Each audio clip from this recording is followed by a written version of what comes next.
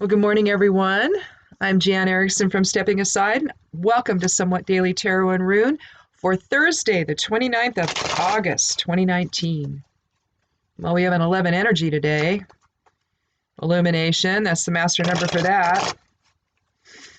We don't reduce the master numbers, we leave them alone because they have power on their own.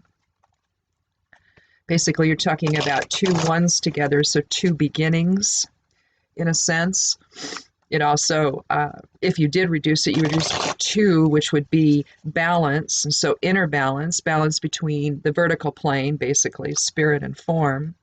It could also mean the horizontal balance of the masculine feminine polarity. But that's once you get into form and the ego takes over and we think that what we're seeing is real and we think that what we're experiencing has whatever subjective meaning we give to it. Stay on the vertical plane and then on that particular axis, and then you tend to stay a little more neutral in your judgment of things and just see it as things to experience. So it kind of describes the different energy flows when you're looking at it that way. It sort of gives a little bit different meaning to the cross, doesn't it?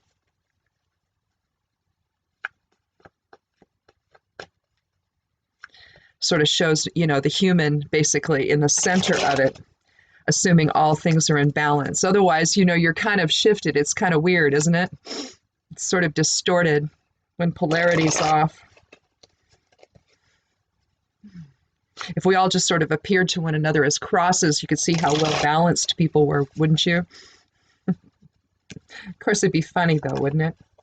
You'd need little flags on all sides of yourself to avoid bumping into people. Well, that's enough silliness. Anyway, today I went ahead and I published the correspondences for today. It's a little more complicated because now this happened, I think, or the last time too, but I didn't do it that way, or not the last time, but a couple days ago when the moon moved. If it does it midday, like, it does it like right around 5 o'clock in the evening or late afternoon, I've been just sort of defaulting to the next time, but this time I didn't, and I basically did influences from both, correspondences astrologically from both.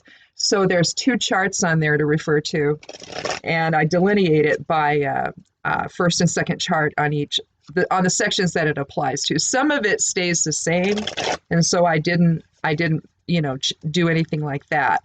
On those, and I think on the ascendant section, I just defaulted to the second chart because it just moved from Virgo to Capricorn. So I think that's what it did. I think the ascendant was in Virgo before, but now it's in Capricorn. So anyhow, I think it's in Capricorn. Is that what it's in? Well, I don't remember. Anyhow, I'd have to look. Yeah, I think that it is. I'll have to go back and look. Anyway, it doesn't matter. You can go over there to imsteppingaside.com and look at that if you're interested. If you're interested in the kinds of correspondences that witches use when we work magic, that's really what that is. What I did was I was doing just moon stuff that sort of incorporated everything. I'm interested in a lot of different divination tools and astrological kinds of things. And one of the things I'm interested in is a deal called human design, and it incorporates planetary information, but it also aligns it with the I Ching, with the 64 hexagrams of the I Ching. So you've got 6 lines for each one, so 6 different interpretations for each of the 64. So if astrologically it all just sort of fits together, and as the planets and whatnot move, the different planetary bodies move around, they move into the different lines of each of the hexagrams, and what they call those are gates and lines. So the hexagrams would be gates, and the different lines of the hexagrams are lines. And so you get to look at, I don't know, it's extraordinarily prescient. I really recommend looking into it. I really couldn't believe how much it lined up. I was just shocked, frankly. So anyhow, I'm really interested in that. And so with the Rune and Moon, the weekly Rune and Moon thing I do, I incorporate that as the moon information. I get it from that. But then on the correspondences, I take that from my astrology software. And I use solar fire mostly. Once in a while, I'll check something, some interpretation, that Henry Seltzer has with time passages. That's also another good one. But I like solar fire because it has esoteric types of interpretations to look at, and it includes the rays and all of that. So it gives me a little more information that I'm interested in. So I include a lot of that stuff on the correspondences. But that's what I did. I sort of transitioned into it made my life more complicated, but that's okay. I can see it differently and see it better, I think, when I'm doing the interpretations on it. So anyhow, check that out over there at imsteppingaside.com. I do the weekly Rune and Moon weekly. I do a monthly tarot. I do a monthly geomancy. And then the correspondences go up every day. And also, since I'm an herbalist, I put up stuff on herbs from time to time. And I'm not sure what I'm up to next. I might do something either on chamomile, or maybe I already did this summer. I don't know. I have to go back and look and see what I've done, so I'm not redundant. But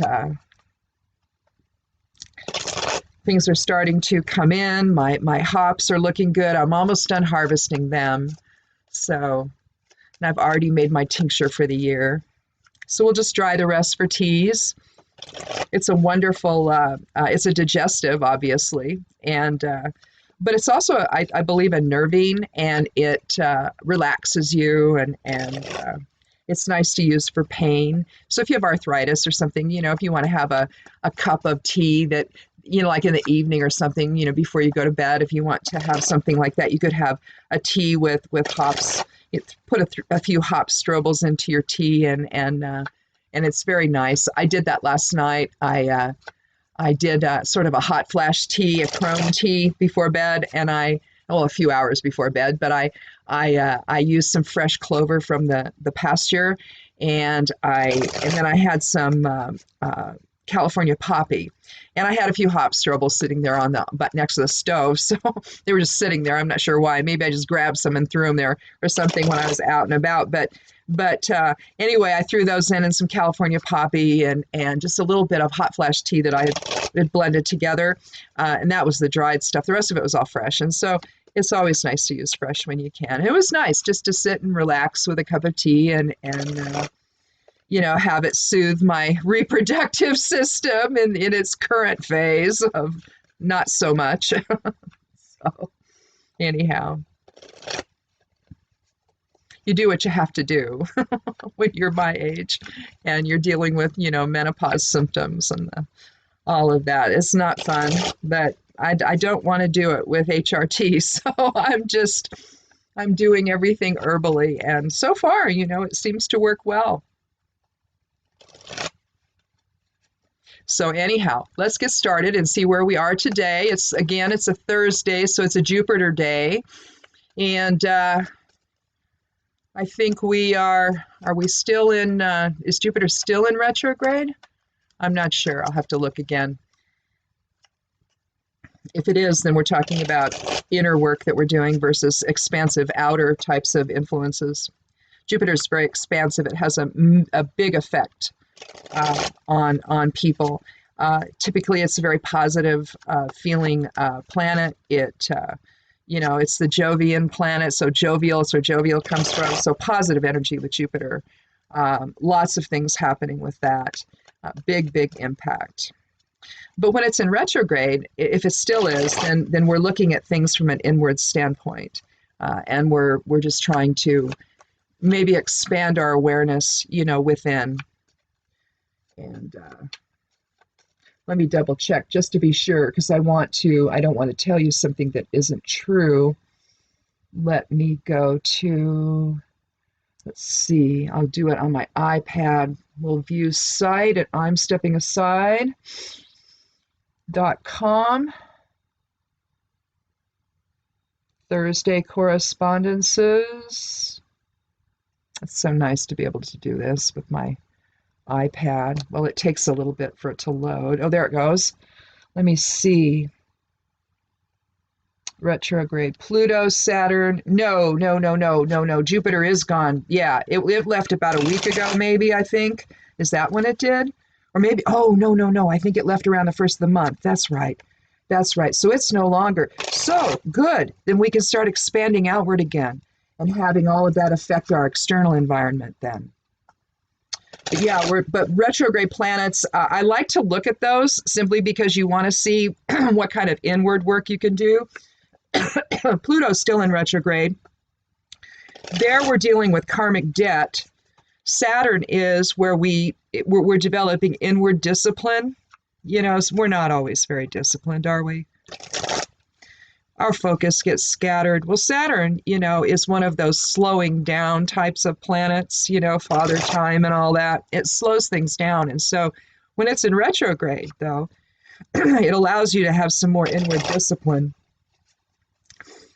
Neptune is, so we're focusing on spiritual versus mundane issues, and it's cautioning us to remain in spirit mode, which is what we talk about a lot here. We have this transition that we're doing. We talk about it in terms of ascension, and we'll just chat a little bit about this before we get started. Well, I'll take the first card while I chat. Let me go ahead and count 13.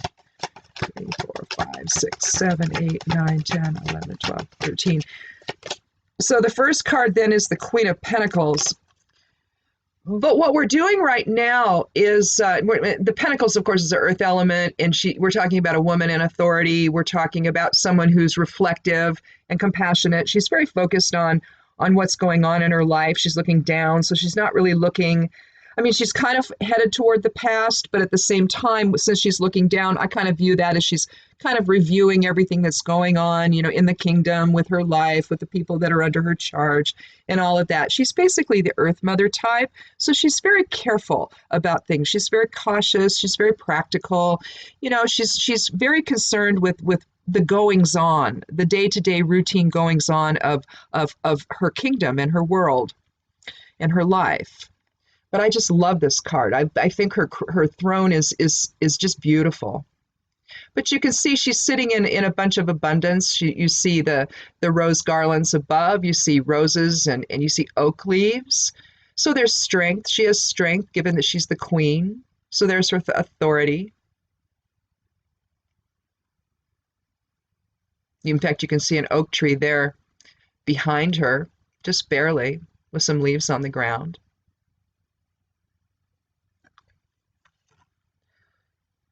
But inherent within Pentacles is transition, which then takes me to the whole idea of ascension. What we're doing here is changing from a personality awareness or ego awareness. You could call it service to self, but not really. I mean, for some it might be, but it can also include service to others. There's no reason why it can't. But then we're also moving to a spirit focus from there, from personality, ego, to higher self spirit or soul focus, because that's actually what we are. We are not these bodies. There's nothing to work our way back to. We don't have to be, do good works in order to work our way back to God. We are God. We are an expression of the Creator, focused into form. And so the largest part of us, the Jupiter part of us, if you will, the soul part of us, is what's the most expansive. And so the idea here in ascension is to let that expand and let that be your focus in your daily life. Have it come from spirit. Let that inform. And so as you start to do that, your vibration increases, right? It raises. And you become lighter feeling and less encumbered by the things that we used to be worried about. It's not that you no longer see a problem when it comes up, because of course you do. You just see it with a different level of perspective than when you are totally personality focused. You see it from just a different vision, and so that's really, in terms of ascension, here, while still here, that's part of that process, you see. And then pretty soon your focus becomes different. And you're no longer focusing on all of the really nasty things. Now, the world is certainly trying to keep us there, though, isn't it? And that's where looking at the tarot cards and the runes comes into play, and we can maybe get a different perspective on how we stay in that spirit focus. And so if you've not been here before, welcome. And if you have, welcome back. If you have, you know that that's basically what we do here, is we try to focus things from the standpoint of spirit instead of the standpoint of ego and personality. So let me take a little bit of tea here. I'm still doing my morning lemon and honey cleanse. I don't feel right unless I have that. I don't like to start my day out with, say English breakfast tea. I'll have that in the afternoon, but to wake up a little bit. But I usually have this, and then usually I'll do an herbal tea, in the French press, fill it up with about maybe a third of the way of herbs, and just let it, soak for 20 minutes or so, and then press that plunger down, and we've got some lovely herbal tea, my husband and I, for the day, and we do those tall travel mug things, so we end up with quite a bit really for the day, and then it helps keep things moving and everything. But anyway, let's take our second card.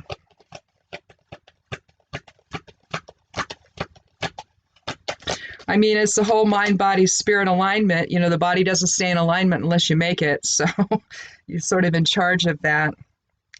Well, here we have the Wheel of Fortune, the 10th card of the Major Arcana. You see the 4 elementals surrounding the wheel. The wheel is about cycles.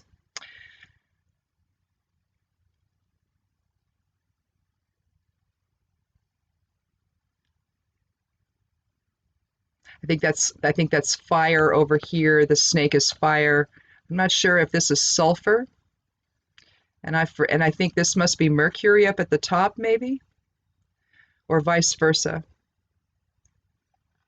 But basically with the Wheel of Fortune, there's something in the little grimoire I want to look at. But basically with the Wheel of Fortune, we're talking about cycles.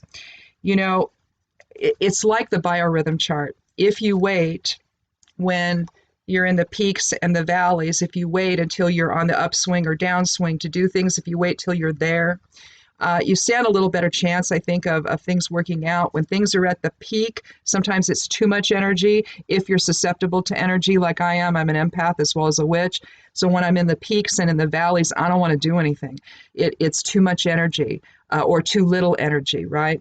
And so perception can be, and clarity can be affected when they're in the peaks and in the valleys. And so if you're finding that if you're looking at a biorhythm chart and you're doing things when energy is really high and maybe it's not working out as well as you want to, it's because it's more unstable there. You think that it's at the most and it's the best, not necessarily. Now, for some people it may be, but if you're really, really sensitive to movements of energy, probably not.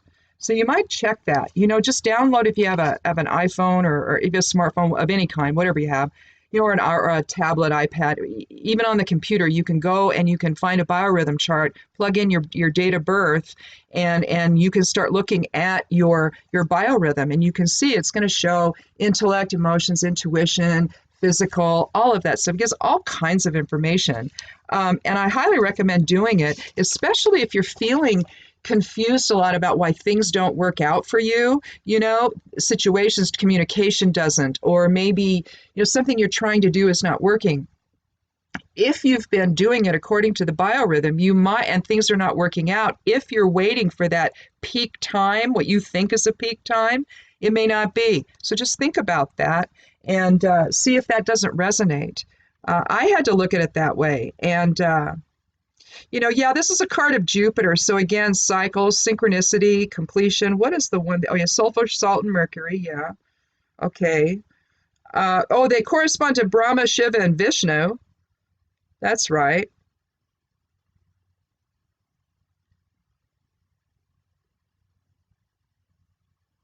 No, salt is this guy. Salt is this guy.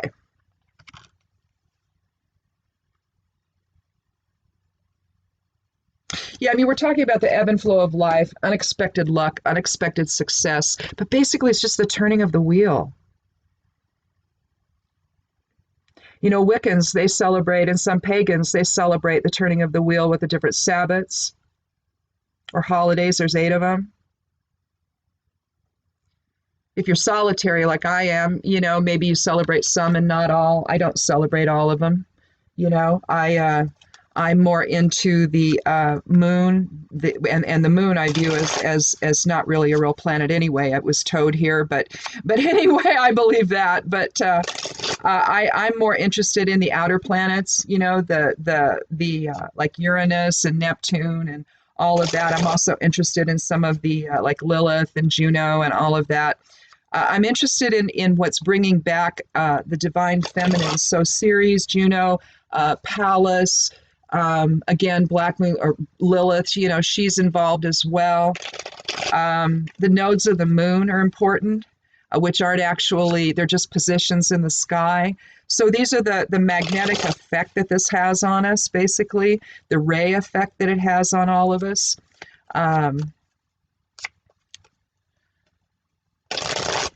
It's not so much the cause and effect of the horizontal plane that I'm interested in. I'm more about the cause and effect of that we manifest as souls here, as extensions of source energy, as extensions of the creator or aspects of the creator.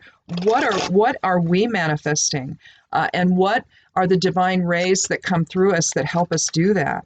And are we manifesting on a soul level, or are we still manifesting on the reactionary ego or personality level?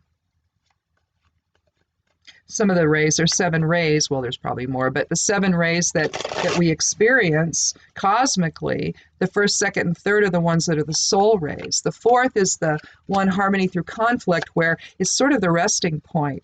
But 5, 6, and 7 emit from the 3, the third ray of active intelligence. Well, 4, 5, 6, and 7 do. But the 4 sort of has this blending effect of between soul and personality, that the harmony through conflict, basically. We build harmony through differences, and we understand that we're actually one through those differences. So we talk here a lot about, instead of seeing the other side of self, So there's your transition away from personality-driven experience and ego-driven experience to a soul-level experience. You don't see the other when you're on that vertical axis of soul, basically, infusing the whole picture. There, you will see in terms of the unity consciousness that we're all part of. You won't see it any other way. So let's take our third card. See if it's our last one for the day.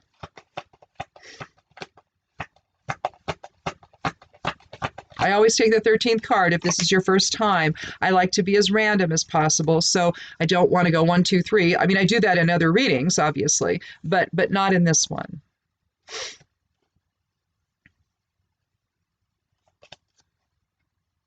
Well, we have the 6 of Wands, so we're talking the fire element and will or creativity.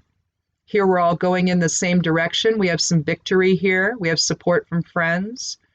We see the wreath both on the gentleman on the white horse. He's either coming back he's probably, some kind of royalty, or he's a knight or something, but just not dressed in battle attire. He could be the prince. He could be the king. Not really, probably not though. Probably not the king. Could be a knight coming back, maybe with some information or some new experiences to share. Or maybe we're all just deciding to go in a new direction. That's likely what it is. When you get up to the 6 and to the 8, you're moving away from the internal structure or harmony that we experience. With the 2, you're looking at inner polarity. You're also looking at decisions. But with the 4, you're looking at different types of structure within the tarot. You're looking at, maybe with the 4 of swords, giving your mind some respite, letting thoughts settle, basically. So you can think on the 4, we're settling in a way. But here with the 6, you'll see it with the 6 of Cups is probably the most perfect expression of this, is random acts of kindness, where the little girl is offering a cup with flowers in it to another girl passing by. It's just random acts of kindness, right? And basically it's shared abundance. All right. You also see it in the 10, where you're transitioning on to something else. But here with the 6, you're looking again at a unity that is greater than the 4. And so there's a shared experience with the 6. With the 8, now you're moving into more authority. So there, it's more the leadership that is conscious of the greater aspect of self, that's conscious of the collective, right? And so, but here, what we've done here is we've taken a look with the Queen, and I think I'm gonna talk about it, and I'll see if we need to do one more card. Otherwise, we'll go straight to the rune. We're kind of getting on in time, so maybe that's what we'll do.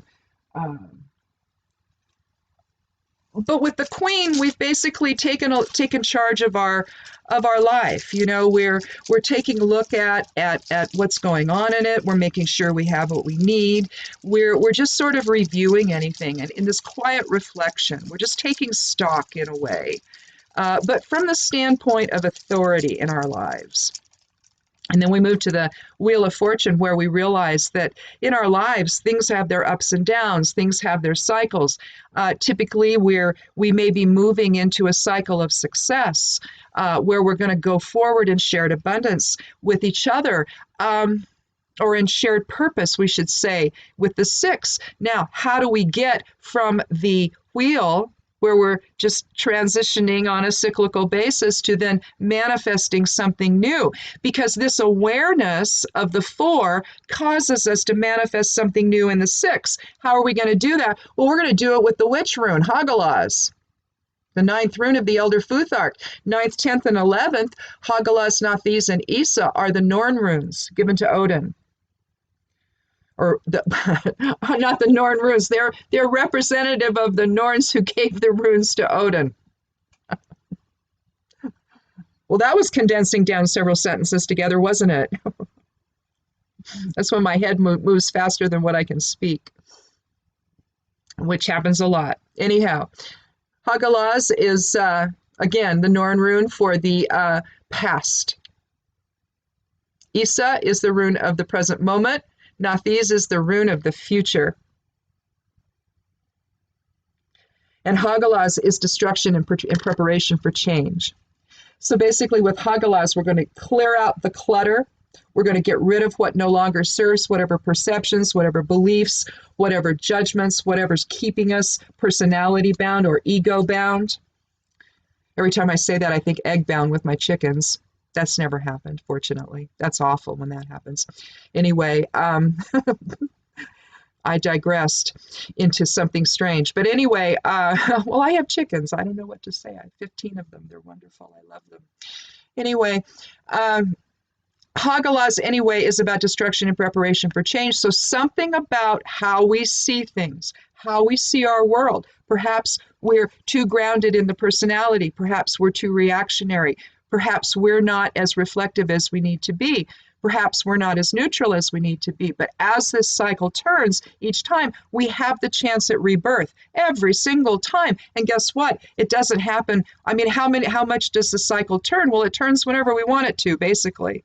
You know, we can think of it that way as well. As soon as I've decided that, okay, it's time for me to make a different choice. When you make that realization, in a sense, the wheel is turned for you. When you make a new realization that, you know what I'm thinking about, what I'm doing, well, how I'm manifesting is not lofty enough. It's not spirit-based. You know, perhaps I've been too involved in the isms of life. Perhaps I've been too involved in seeing the other instead of the other side of self. And the conflict that arises is not fun, is it? To think badly of someone when you don't need to. So basically then Hagalaz comes in and transitions us, breaks away all of that, and allows us to begin anew. And in this time, we're going to begin in shared purpose and shared direction with one another.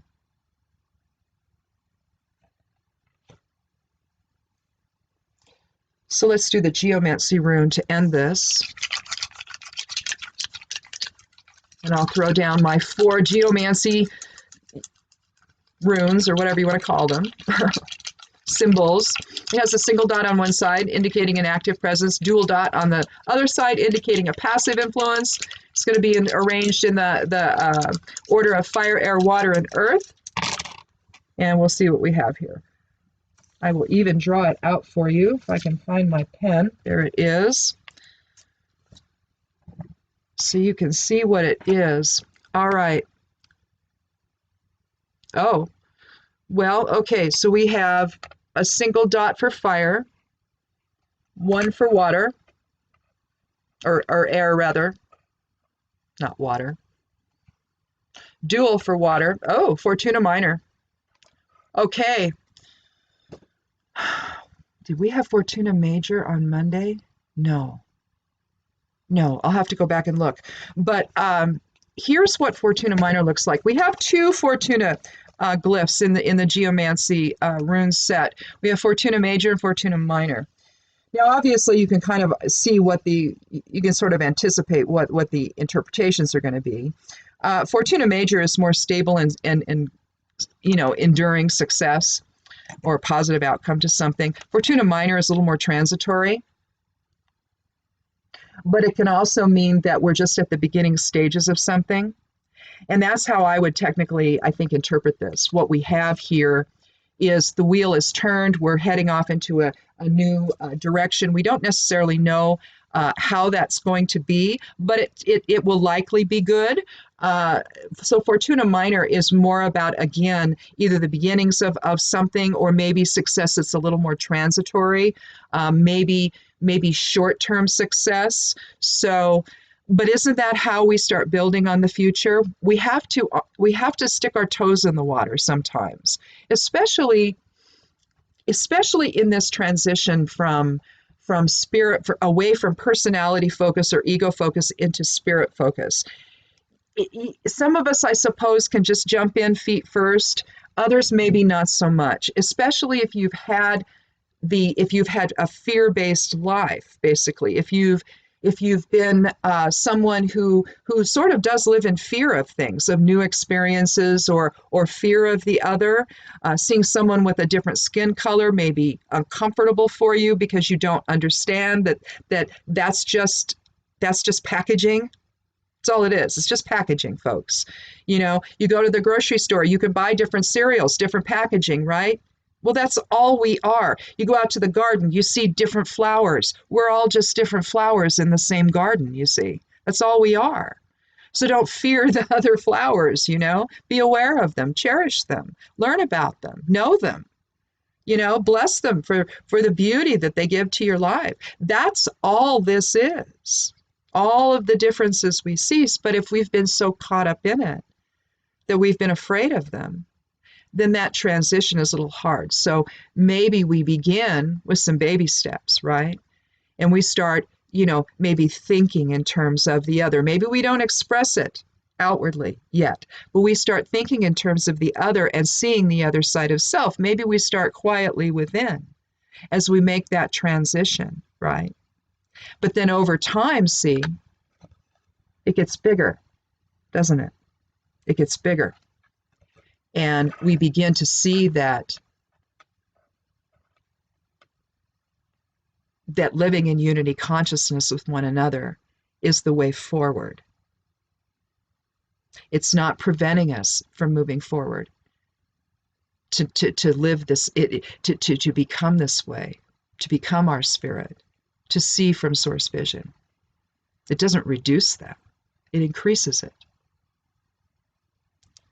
There's a commercial on, and I can't remember who it's for, but you see all these people walking, and it's got cool music and all of that, but it's a diverse group of people, all ages, all colors, all ethnicities, and it's beautiful because they're all going in the same direction together, in peace and love and harmony. And that's what we're here about today. Is about going together in peace and love and harmony, aren't we? So the baby steps of Fortuna Minor doesn't tell us that, it's not suggesting that there isn't going to be more, or that it's not going to transition into something enduring and sustainable as Fortuna Major. It just means that we're beginning in a positive way. So baby steps. Think about it for the weekend. Check out the blog. Do that for me. I would love you to do that. And check out a witching store over at Amazon.